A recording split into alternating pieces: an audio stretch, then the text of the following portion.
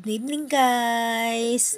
Yan, hindi ako nakagawa ng content ko, yung video ko sa araw na ito.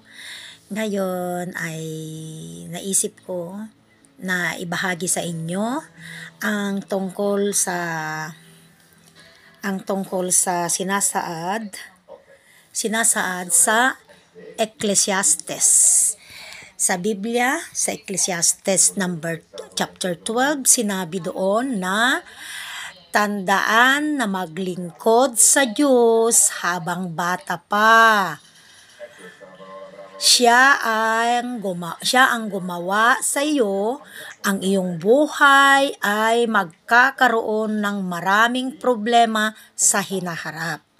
Kaya habang bata pa tayo, ay maglilingkod tayo sa Panginoon. Huwag na antayin lang kung kailan pa. Kagaya ng istorya, ganito ang istorya. Ang sabi nung bata pa, alika magsimba tayo, sabi ng mga magulang. Sabi ng bata, hindi dahil maglalaro ako. So walang time. Walang time na magsimba, walang time na maglingkod sa Panginoon. Nung lumaki na siya, yayain ulit, alika magsisimba tayo. Anong sabi niya nung lumaki na siya? Hindi pupuntahan ko ang mga kaibigan ko. So wala time.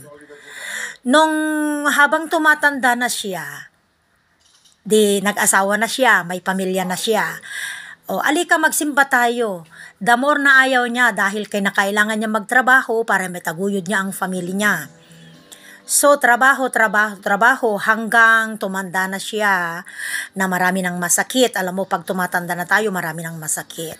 Ang sabi nila, alika na magsimba tayo. Ano yung sagot niya?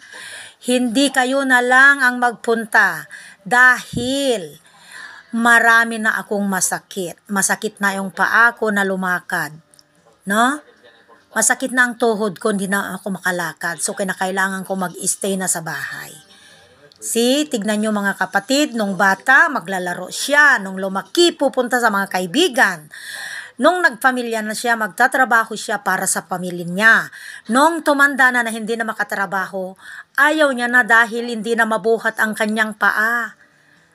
Yan ang problemang sinasabi. Kaya ngayon, sasabihin natin ng mga anak natin na maglingkod habang bata pa. No? Start serving the Lord when we are still young. Dahil marami pang tempo. Kung matanda na hindi na makalakad, wala nang tempo. Diba? Wala nang time. So, yan ang sinasaad sa Biblia, Ecclesiastes 12. Thank you.